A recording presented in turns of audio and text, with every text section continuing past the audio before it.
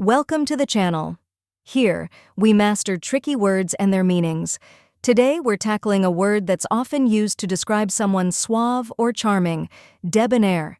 It might look a bit fancy, but by the end of this video, you'll be able to pronounce it with confidence. The correct pronunciation is debonair. Let's break it down. First, we have D-E-B, which sounds like deb in debt. Next is which sounds like the in cup.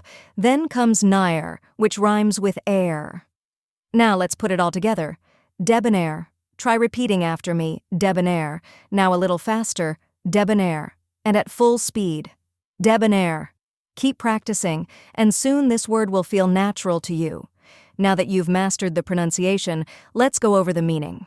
Debonair refers to someone who is confident, stylish, and charming, often with a smooth and elegant demeanor. And that's it. Now you know how to pronounce debonair and what it means. If you found this helpful, give this video a like and share it with others. Comment below with any tricky words you'd like me to cover next. And don't forget to subscribe for more pronunciation guides. See you in the next video.